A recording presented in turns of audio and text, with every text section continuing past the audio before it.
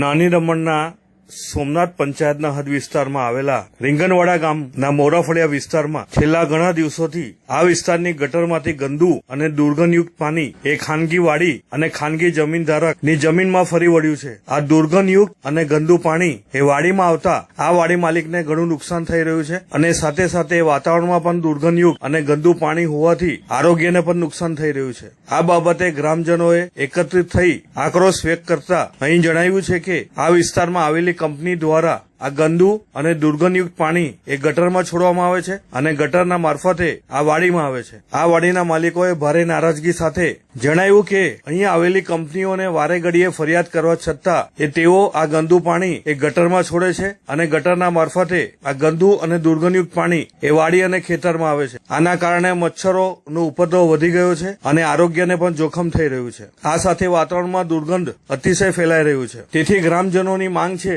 કે આ બાબતે તંત્ર એ ધ્યાન આપે અને ગટ્ટુ કરે અને ગ્રામજનોએ એ કંપનીઓ પર આક્ષેપ કરી અહીં જણાવવામાં આવ્યું છે કે કંપનીઓ દ્વારા આ ગંદુ અને દુર્ગંધયુક્ત પાણી છોડવામાં આવી રહ્યું છે। આ બાબતે જમીનના માલિક અને ગ્રામજનો એ સોમનાથ પંચાયતમાં લેખિત ફરિયાદ કરશે અને ચૂંટેલા જનપ્રતિનિધિઓને આ સમસ્યા અંગે જણાવવામાં આવશે અને તાત્કાલિક આ સમસ્યાનું નિવારણ આવે એવી માંગ મૂકવામાં આવી છે।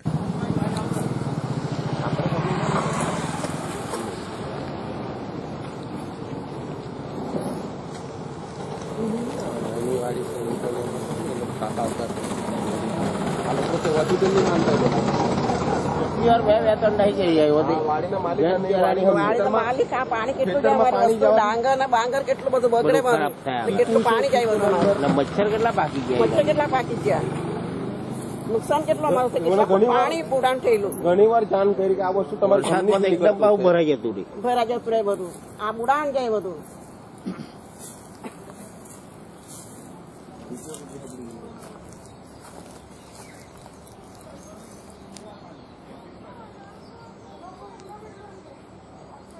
બિલ વાળાને બોલાવો।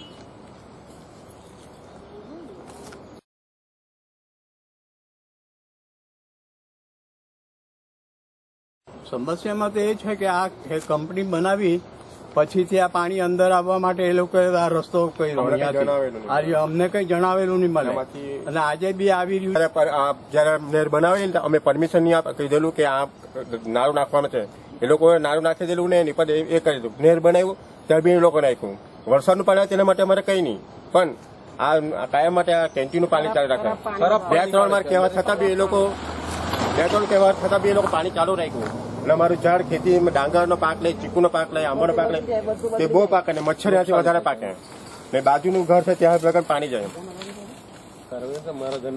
જેમ બને તો જલ્દી અટકાવો નહીં તો અમે આગળ પછી કાર્યવાહી કરું એમ કહેવાનું કાર્યવાહી શું કરે મચ્છર બહુ પાકે ત્યારે હમણાં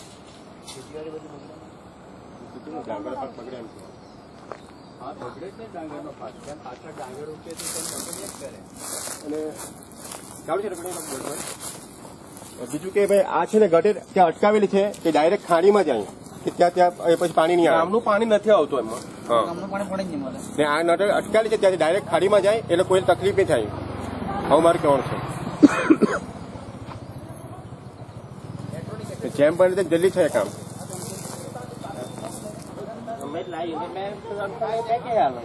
મેં તો બતાવી ના ગયેલા હા બતાવી ના પેલા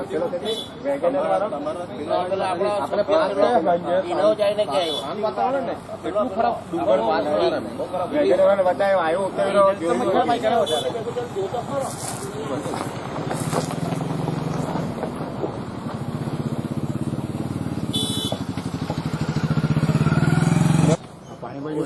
મોરાફળિયાથી બોલું છું રજીતભાઈ। અમારા ઘરની સામે જે કંપની એરિયા કયો છે મોરાફળિયા સામે અંદર અમે 2-3 વખત આ કંપનીને અમે કમ્પ્લેન કરી છે પણ એનું કોઈ એક્શન લેતા નથી।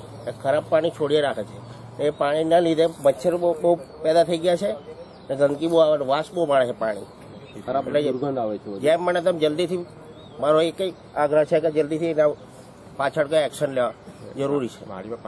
વાડીમાં બધું પાક બી ખરાબ થઈ ગયો છે અમારો ને અમારા ઘર સુધી પછાડી પાણી ઘૂસી ગયું છે. આપણી વાડી તમારી વાડી છે? અમારું બી સાથે લાગેલું અચ્છા, કોની છે વાડી? નામ આપો ની. મોહનભાઈ રઘુભાઈની વાડી અને વિઠ્ઠલભાઈ છનાભાઈ. એટલે ઘરની પાછળ બહુ ગંદકી થઈ ગઈ છે, એના લીધે મચ્છર બહુ થાય છે, એના લીધે બીમારી થાય છે.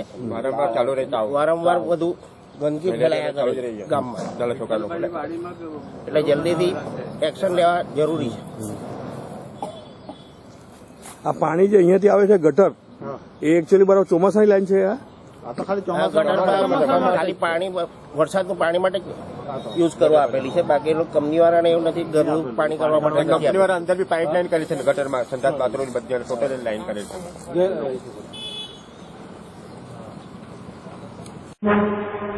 I'm the joy.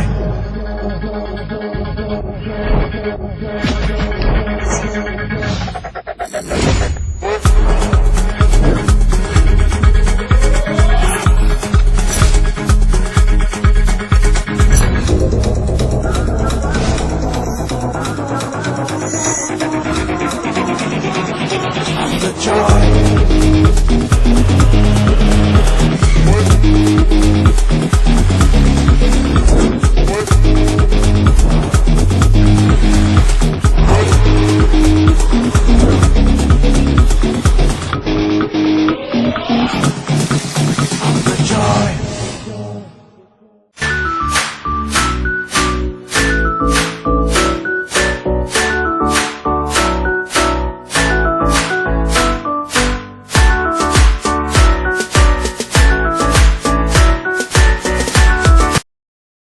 नमस्कार, मेरा नाम मृणाल जैन है। दमन, दीव और दादरा नगर के सारे लोगों को मेरी तरफ से प्रणाम। आए दिन हम समाचार में पढ़ते हैं, इनफैक्ट रोज पढ़ते हैं कि किस तरह से लोगों की जान सड़क के हादसों में चली जाती है। क्या आप जानते हैं ये क्यों होता है या इसके पीछे वजह क्या है? मैं आपको बताता हूं। लोग बाइक चलाते हैं बिना हेलमेट के।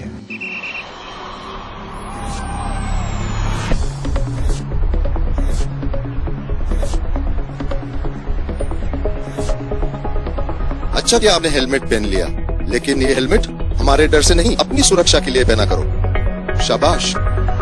गाड़ी चलाते वक्त फोन पे बात तक करते हैं।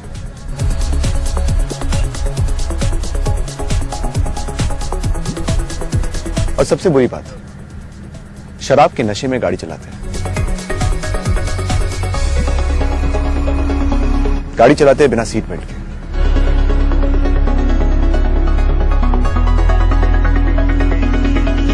पहला कदम ही दुनिया को आगे ले चलता है। आप और हम मिलकर इसे अच्छा बना सकते हैं। जान है तो जान है।